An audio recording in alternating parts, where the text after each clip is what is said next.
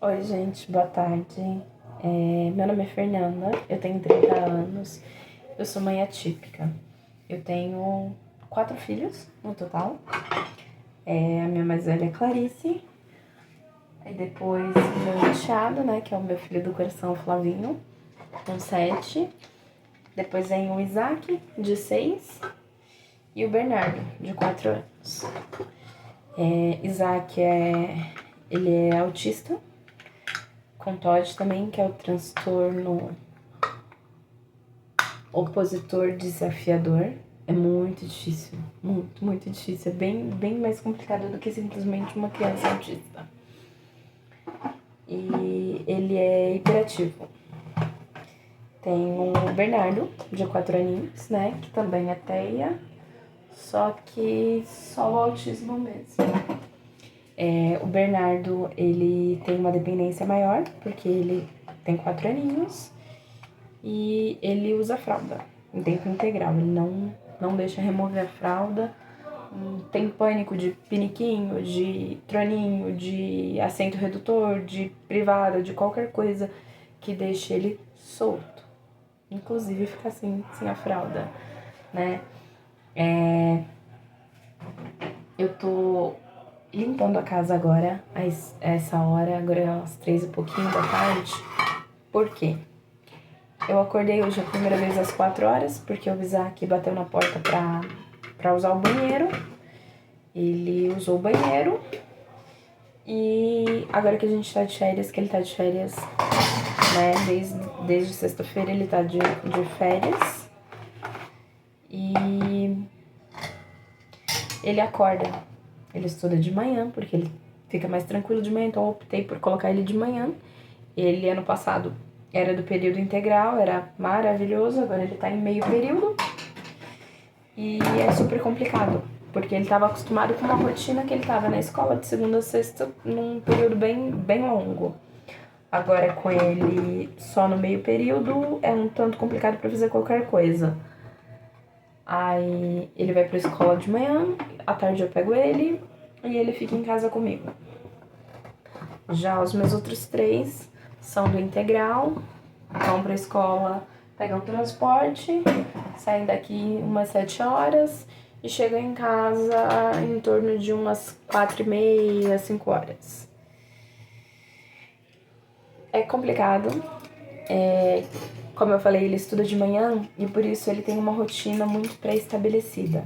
Ele ficou muitos anos no integral, então ele tem isso. Ele dorme cedo assim à noite, mas mais cedo que os demais, e acorda cedo. Ele acorda às 6 da manhã. Inclusive hoje, que é domingo, ele acorda às 6 da manhã. E é muito difícil. Às vezes eu levo ele pra comprar pão, mas não é uma rotina fácil, porque ele entra nas padarias, no mercado, ele quer pegar tudo que ele quer, ele gosta muito de bolacha. E eu explico pra ele, eu faço um exercício com ele todas as vezes que eu levo ele pra comprar pão. Eu olho pra ele e falo, filho, o que a gente vai fazer? Aí repito pra ele, a gente vai comprar, aí ele repete, pão. Fala, a gente vai levar mais alguma coisa? Aí ele olha pra mim e eu digo, sinalizo que a gente não vai comprar mais nada. Aí ele, não. Quando a gente chega lá e ele me pede uma bolacha, alguma coisa que não tá nos planos, então eu explico pra ele que não vai ter aquilo. E eu falo pra ele, a gente veio pra comprar? Aí ele fala, pão, a gente vai levar mais alguma coisa? Ele, não. Mas ele, querendo ou não, ele insiste em querer levar mesmo sabendo das regras, que não vai levar mais nada. O meu caçula, ele foi laudado agora tem menos de um mês, deve ter umas 3 semanas mais ou menos. Eu sou de São Bernardo, né, moro em São Bernardo e tenho uma rotina muito doida. Durante as semanas letivas, ela é um pouco mais tranquila. Agora, durante as férias, é só jejum e muita oração, porque é muito complicada. Eu não saio muito com as minhas crianças. Às vezes acontece que nem a minha mais velha tem a madrinha dela, e acontece da madrinha dela vir buscar ela, e do meu enteado, que nem agora ele não tá em casa porque ele tá na casa da mãe dele. E No caso dos meninos, o pai não pega sempre. Na verdade, o pai não tem hábito de pegar. Ele vem ver 1, 2 vezes a cada mês. Na verdade, de 2 em 2 meses. Agora que é férias, eu tô tentando convencer ele a levar os meninos. Porque ele é pai dos meninos. Dos caçulas. Do Bernardo e do Isaac. E é uma rotina muito cansativa, muito louca. E eu normalmente falo para as pessoas: eu faço o que eu consigo no momento que eu consigo. Que nem eu faço almoço todos os dias, porque meu esposo trabalha, né? Ele é o único provedor de casa, porque não tem cabimento eu sair de casa pra trabalhar tendo 2 crianças com uma certa dependência bem grande em mim. Então eu prefiro optar por ficar em casa, porque também pra gente não seria plausível pagar alguém. Eu já paguei, né, durante muito tempo, quando eu tava sozinha, sem meu esposo. Quando eu tava solteira, na verdade. Porque eu sempre gostei muito de trabalhar. Sempre trabalhei na área comercial, mesma área que meu esposo hoje em dia trabalha, que é supermercado, né? E eu sempre gostei muito dessa área, porque é uma área que a gente não vê crise. Não vê crise, eu quase nunca vê, né? As pessoas se abstêm numa época desfavorecida de muitas coisas, mas a alimentação não é uma delas. Então, assim, sempre foi muito cômodo pra mim. Eu sempre gostei muito de trabalhar. Porém, depois que o Isaac foi laudado, isso uns 2 anos, né? Agora ele tá com 6 aninhos. Ele foi laudado uns 2 anos.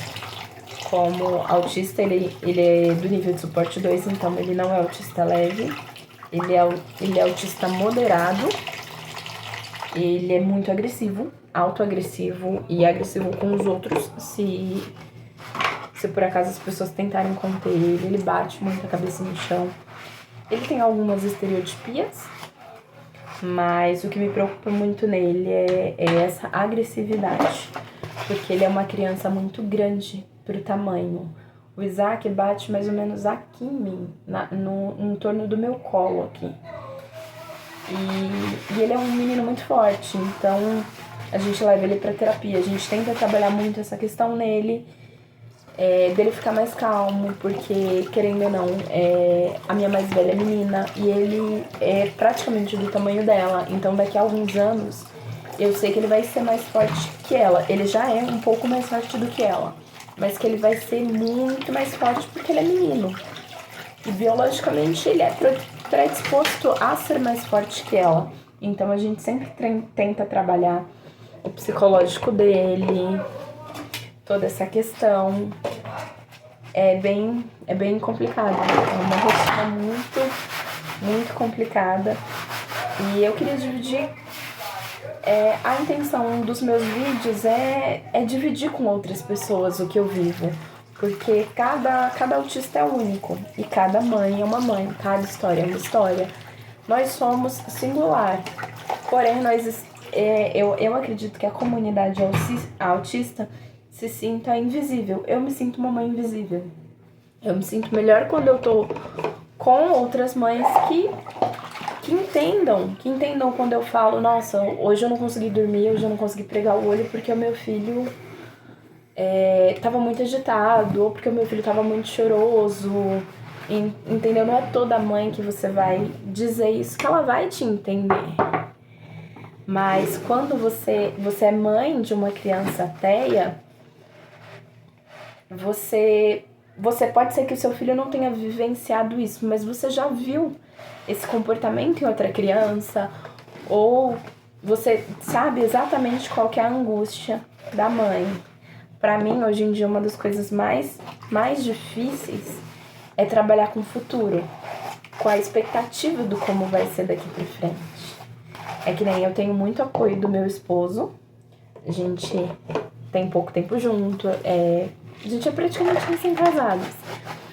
E assim, ele entrou na minha vida comigo com 3 crianças, com uma senhora dificuldade, vamos colocar assim, por assim.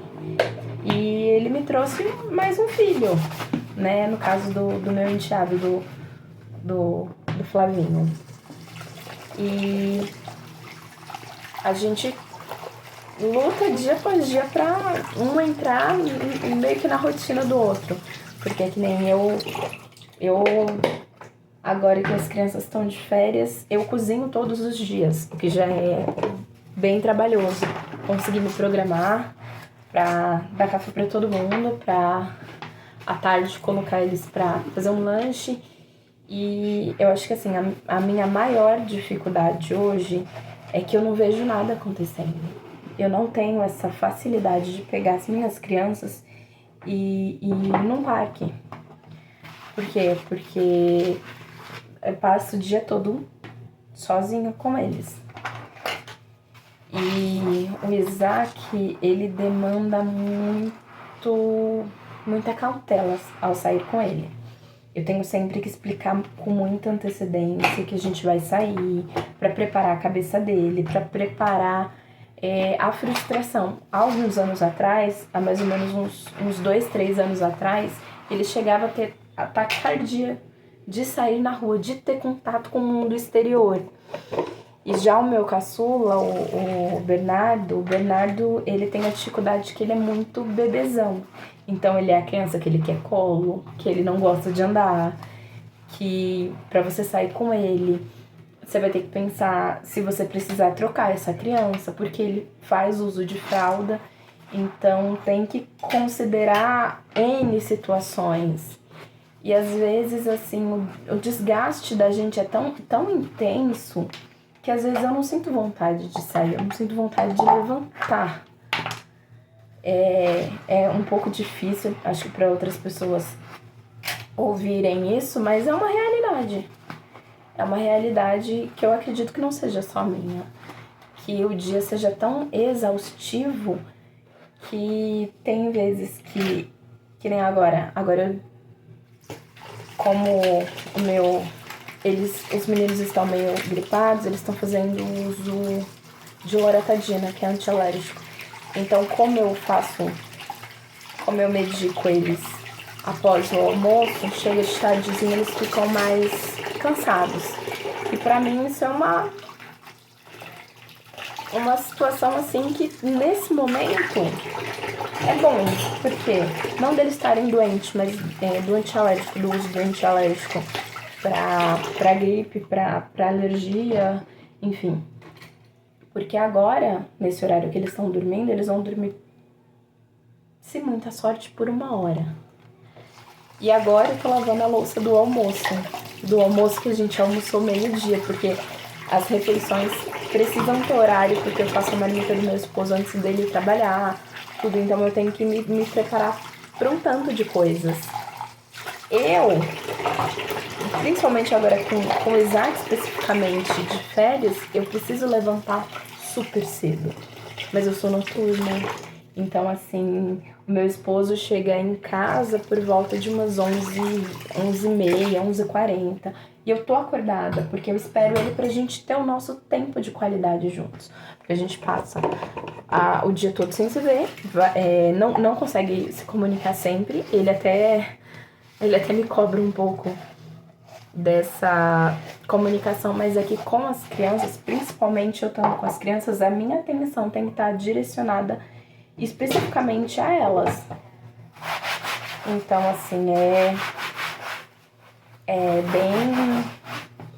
bem difícil unir o ser dona de casa, o ser esposa, o ser mãe, e o ter que, e a opinião das demais pessoas mesmo, de você ter que dar conta de tudo. Acho que a frase que eu mais ouço sendo uma mãe atípica é quando as pessoas não têm filhos atípicos, que elas me dizem: eu não aguentaria no seu lugar, eu não dou conta do que você dá. E nesse momento eu sempre falo pra elas, eu não dou conta porque eu quero dar conta, eu dou conta porque eu não tenho outra opção. Eu preciso ser forte, eu preciso ser paciente e eu preciso ter paciência com eles. Porque eu sei que para as pessoas de fora é mais fácil ter paciência com uma criança ateia do que para as pessoas de dentro. Por que eu digo isso? Porque as pessoas que têm muita paciência com os meus filhos, elas convivem com eles muito pouco. Nós, mães atípicas, a gente convive com aquela criança durante muitas horas, durante muitos dias, o tempo todo, vamos colocar nesse caso com as férias. E a gente pra pensar que às vezes a gente tá exausta, cansada e tendo que ser o apoio para outra pessoa. Então eu acho que a maternidade, ela é muito... É coisas que... A realidade que não te falam da maternidade, principalmente da maternidade atípica. Ela é muito solitária. Ela é muito, muito solitária. Eu acho que você pode até encontrar pessoas com histórias parecidas, né? Com a sua, mas ela é individual. Eu, por sorte, eu tenho uma cunhada que ela tem 2 filhos autistas também. E ela falou pra mim, ela falou, nossa, o meu sobrinho, o Thiago, ele tá entrando na puberdade. Ela falou, nossa, entra na puberdade, é o ápice dos hormônios, de você ter que conciliar com a medicação, e tudo isso é muito difícil. E eu falei pra ela, falei, eu sou o tipo da pessoa que eu vivo um dia por vez. Eu dobro os meus joelhos, eu oro ao Senhor pra me dar força naquele dia, porque o amanhã ele provém. O meu esposo, ele me ajuda com base no que ele consegue. As pessoas me ajudam com base no que elas conseguem. Eu também não posso, como é que eu posso exigir dos demais que eles me deem mais do que eles conseguem. E é uma luta diária. As pessoas que mais me ajudam, que mais são apoiadoras da minha vida, assim, né, diariamente, são as pessoas com quem eu congrego. Eu encontrei um apoio muito grande na igreja, com as pessoas, com os demais. O meu caçula, o Bernardo, além do uso da fralda, ele é muito seletivo, ele tem uma seletividade alimentar muito grande. Então, assim, ele não come feijão, eu tenho que esconder pra dar. Ele só come arroz, biscoito. E a proteína, por sorte, ele gosta muito de ovo. E eu sei que é um alimento bastante rico, bastante proteico. Então, a gente vai vivendo dia após dia. Ele gosta muito de banana também. E assim a gente vai vivendo um dia após o outro. Já em compensação, para ter uma certa noção do quão eles são... O quanto, por mais que eles tenham a mesma condição em níveis diferentes, eles podem ser completamente diferentes, porque cada pessoa é singular. E com o autismo, com a comunidade autista, não é diferente. O meu filho mais velho, nesse caso, né, o do meio, o Isaac, ele é totalmente tranquilo para comer qualquer coisa. Ele não tem nenhum tipo de seletividade alimentar. Eu costumo dizer que em 6 anos do Isaac, eu não encontrei nada que ele não gostasse. E às vezes o que ele não gosta, ele experimenta e ok, não gostou. Mas ele come de um tudo. Ele não tem essa restrição alimentar praticamente por nada. Em compensação, ele já vem de um comportamento mais agressivo. Atualmente ele faz uso do risperidona para dormir. Foi a primeira medicação que me deram. Só 2 anos atrás, que a médica prescreveu para ele. E no começo, há 2 anos atrás, quando o Isaac foi laudado, foi um alívio, como foi agora há 3 semanas do Bernardo. Porque a gente cresce vendo aquela criança divergindo das outras e se perguntando, mas por que essa criança tá tão diferente? Eu acho que pra mim foi muito difícil. Pra mim, em particular, na época eu tava sozinha. Os pais dos meninos é o meu primeiro marido, né? Hoje em dia a gente é divorciado. E eu sou casada novamente. Um casamento que hoje, graças a Deus, um casamento de sucesso. E Totalmente. O meu esposo, ele me apoia muito. Ele é um esposo, assim, uma pessoa sensacional. E no começo, assim, quando eu levava o Isaac, ficava, e as pessoas, principalmente as pessoas do lado dele, do meu ex-marido, não acreditavam que ele pudesse ter alguma coisa, que era coisa da minha cabeça. Ou aquela velha frase que quando a criança não é laudada, ou quando as pessoas não querem enxergar certas coisas, te dizem: ah, isso é malcriação. Se bater, passa. Se bater, passa. E vai dizendo isso a ponto da gente como mãe, acreditar que a gente não é capaz de olhar o nosso filho, de entender, de enxergar nele. E pra mim, assim, foi muito tranquilo aceitar o autismo do Isaac, do Bernardo, porque eu só precisava de algo, de uma direção que me dissesse: olha, ele realmente é assim, ele tem essas características, ele tem essa condição, ele vive dessa forma, você não tá doida. Eu acho que o laudo da criança é importante para os pais terem um norte, terem uma direção e entenderem, falando: ó, pode ser que algumas crianças sejam mais difíceis, mesmo sendo neurotípicas, mas no caso dessa criança o diagnóstico é esse, e tudo bem você tá com medo, tudo bem você tá sem saber o que fazer, mas vai passar. Pra mim foi muito importante os diagnósticos em prol disso. Eu tive o Isaac extremamente... Como é que eu posso falar? O Isaac, o autismo era visível nele. Ele andava nas pontinhas do pé. Ele tinha um vocabulário muito limitado para uma criança de 4 anos. E ele tinha milhares de estereotipias que demonstravam que ele era portador do transtorno do espectro autista.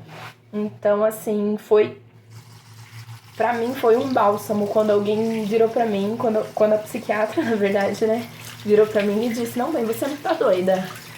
E tá tudo bem, a gente vai tratar ele e ele vai ter um desenvolvimento. Pra mim, assim, foi um alívio, porque eu ouvia muito: não, mas você super protege, mas é coisa da sua cabeça. A primeira coisa que eu ouvi muito de muitas pessoas próximas, de familiares, de amigos, por assim dizer, é coisa da sua cabeça, você tá vendo problema onde não tem. Ele é uma criança sadia. E a gente tem muito problema na comunidade autista com isso, porque o autismo não é algo visível, né? Assim, aparentemente, que a criança tem cara de autista. Não existe criança com cara de autista. E quando eu vi o meu filho, o Bernardo, parece que eu já estava tão imersa no laudo do Isaac, na situação do Isaac, que eu não enxergava que o meu mais novo era autista.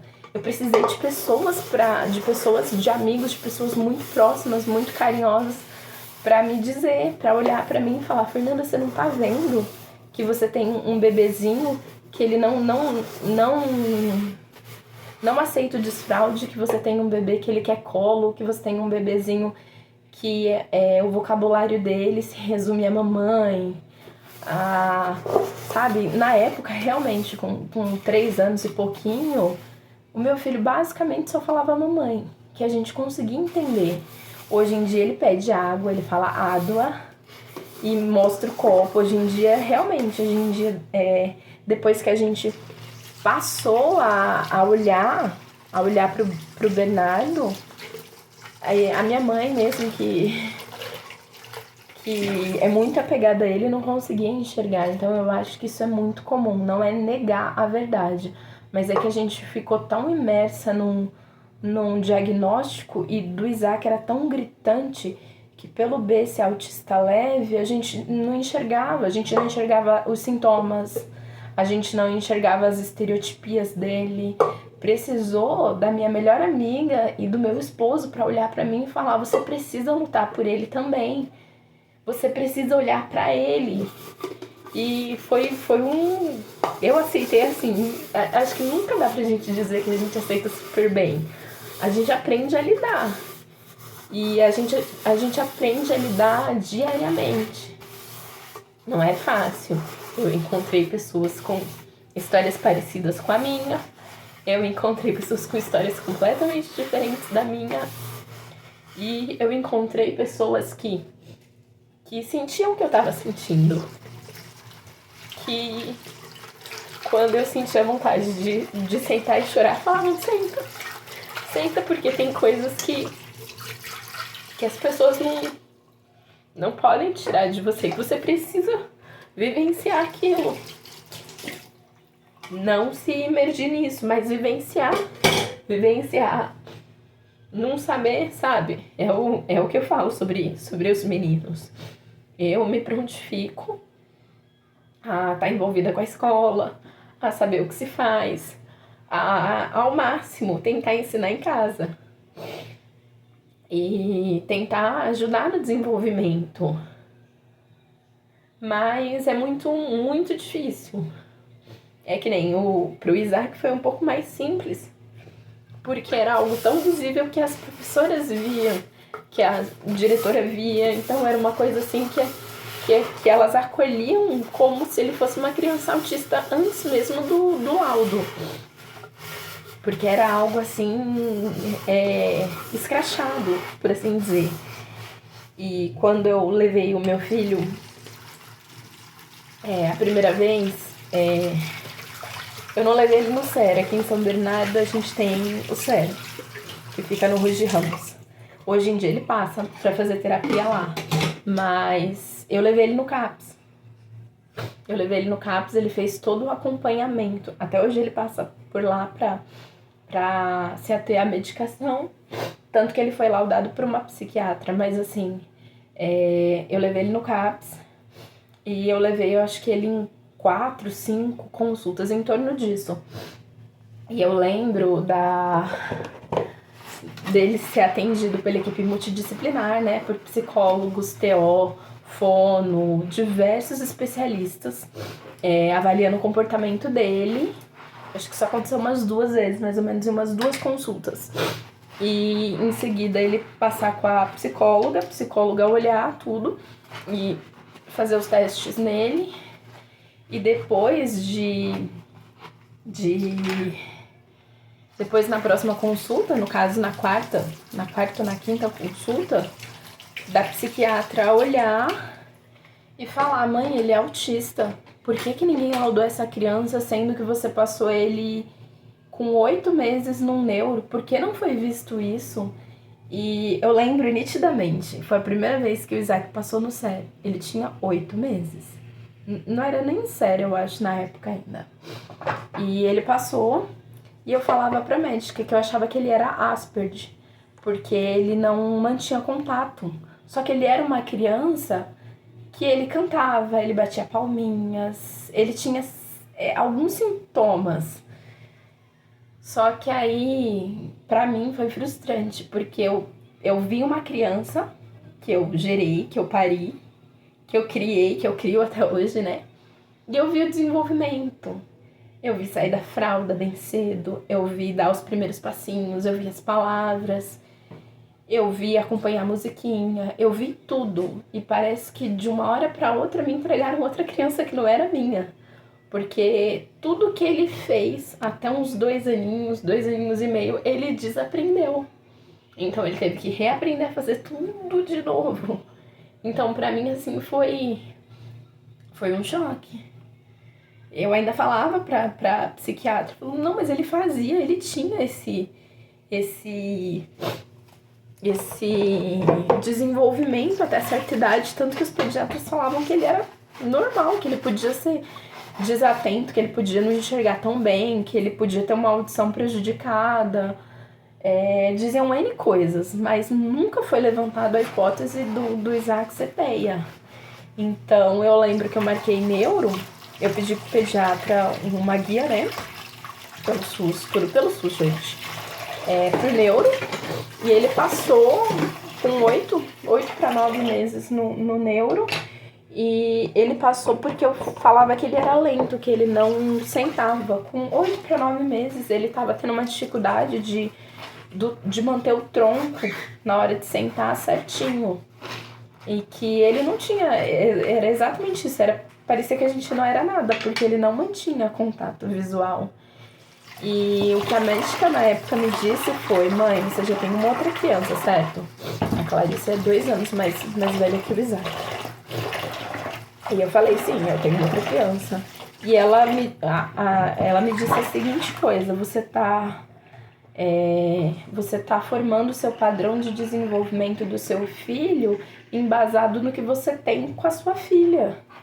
E realmente a Clarice foi uma criança muito espertinha pra tudo.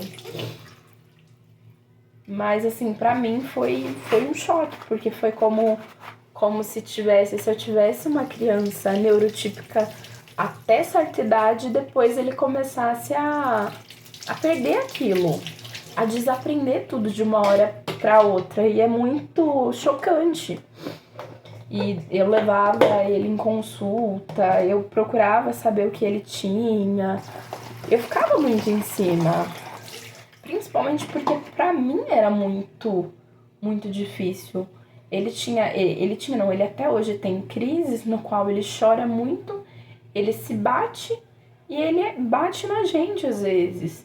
Então eu costumava olhar e sentir, falava: meu, isso é tão doloroso pra ele, pra gente que vê, pra gente que vivencia isso.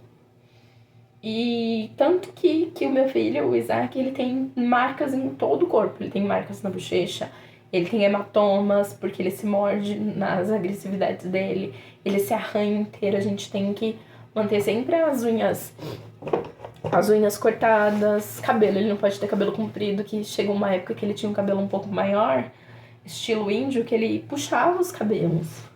Chegou a época de eu cortar o cabelo bem curto, porque ele era agressivo ao ponto dele arrancar os meus cabelos. Então, assim, eu acho que ninguém diz pra gente como vai ser. Cada caminhada, cada jornada é individual, porque são pessoas, são famílias, são situações individuais.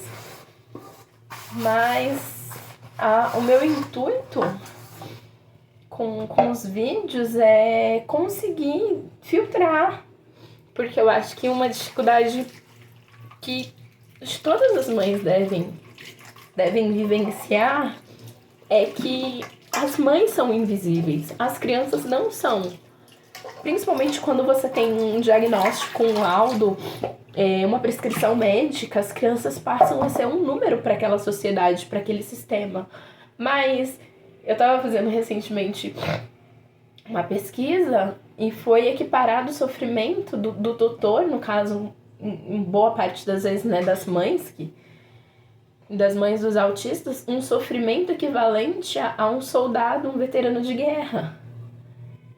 E indo mais além, porque eu acho que a guerra é um pouco fora da nossa realidade pra gente entender, o sofrimento daquela mãe, psicológico e emocional, é atribuído a um sobrevivente do Holocausto. Então, assim, a gente busca através, né, principalmente através do SUS, que as nossas crianças estejam bem amparadas pela saúde, pelas terapias e pela educação, e a gente meio que se vê obrigada a educar uma sociedade inteira que às vezes não consegue entender que quando o seu filho dá uma crise no mercado, que te aponta, fala que aquilo é falta de educação, sem te conhecer, sem conhecer seu filho, sem conhecer sua história. Então isso é muito, muito complicado, porque a gente entra no papel e meio que na obrigação de educar uma nação inteira, a ela ter respeito por aquela pessoa, porque você não falaria isso de um cadeirante ou de uma pessoa com deficiência, com uma deficiência realmente aparente, com uma criança com síndrome de Down. Você não diria isso de uma pessoa com uma deficiência visível, né? Então, assim, acaba sendo muito, muito difícil. E eu acho que, assim, o que falta na nossa sociedade é cuidar dessas mães, cuidar da nossa saúde, porque ninguém diz. Eu acho que assim, esses tempos, a minha filha falou pra mim, falou, mãe, eu não quero casar. E ela sempre batia nisso. E eu falava pra ela, filha, sabe por que que eu casei? Eu casei porque eu acredito que quando Deus fez o homem e fez a mulher, fosse para que nenhum dos dois ficasse sozinho, ficasse solitário. Porque a gente necessita desse amparo de homem e mulher. E aí ela falou pra mim, ela falou, mas eu não quero. Depois de um tempo ela até mudou de assunto e falou, não, mas sabe por que que eu não quero? Ela falou, eu não quero casar pra ter filho, pra ter um filho autista, pra viver o que você vive. Então, assim, a gente vê que às vezes as nossas fraquezas e as nossas limitações são vistas pelas pessoas que convivem com a gente. Por mais que fora, que com as pessoas que não convivam tanto com a gente, o que eu mais ouço das pessoas, as pessoas falarem isso, nossa, eu te vejo tão firme, eu preciso ser. E é horrível. É horrível você se blindar e ainda as pessoas falam, não, se precisar conversar, mas não... É muito difícil encontrar alguém que você converse, que assim, você sabe que a pessoa pode até olhar a sua vida e ver de fato o que acontece, mas não vai entender. E às vezes você olha assim, nos grupos de apoio a gente vê muito isso, né? Eu participo de um grupo de apoio a mães autistas, que às vezes a gente vê algumas mãezinhas jogarem no WhatsApp alguma situação e a gente fala, nossa, tu é reclamando, sendo que aquela mãe tá tão, sabe, com um sofrimento tão maior que o meu. Mas isso é um problema da gente, porque a gente acaba anulando o que a gente tá sentindo, caracterizando que outra pessoa tá numa situação pior. Aí é uma coisa que eu tenho trabalhado muito em mim, por mais que eu sei, eu não tenho dúvidas que existam pessoas em situações muito piores do que a minha, isso não diminui o que eu sinto e isso não anula o meu sofrimento. Hoje eu tô tentando muito trabalhar com isso, mas é como eu falei, na sociedade de hoje em dia e na saúde de hoje em dia é muito difícil. É uma coisa que por enquanto eu tenho tentado praticar sozinha comigo mesmo e através do canal agora, porque eu acho que é um desabafo. É importante a gente se enxergar em outra pessoa, a gente olhar e falar, não, tá tudo bem, vai passar.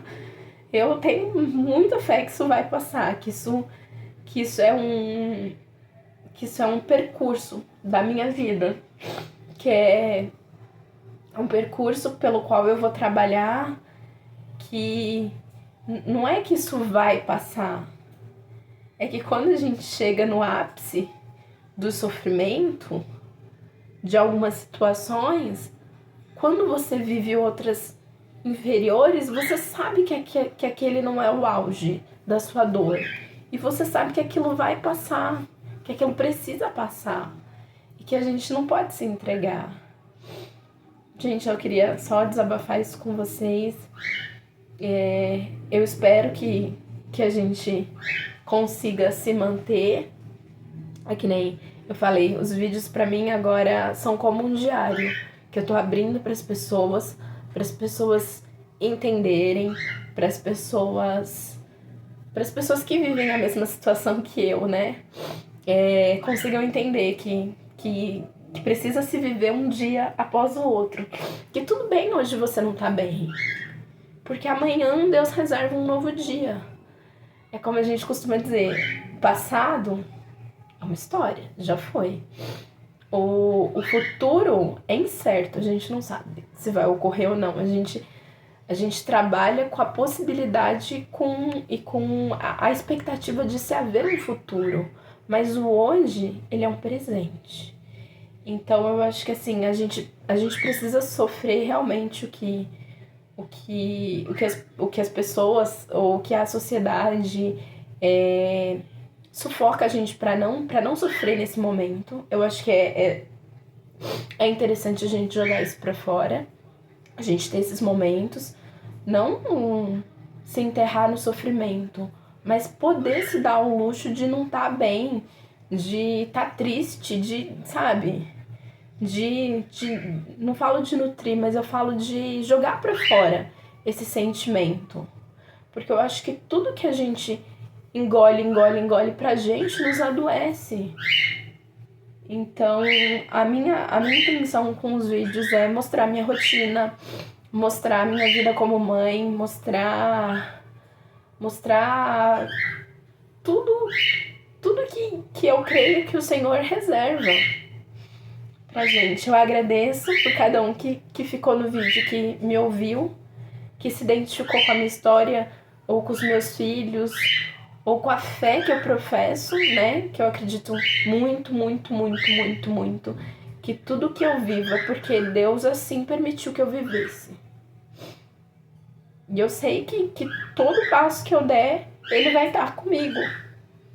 Pro melhor ou pro pior. Ele vai estar comigo. E assim eu me despeço, gente. Obrigado. E até mais.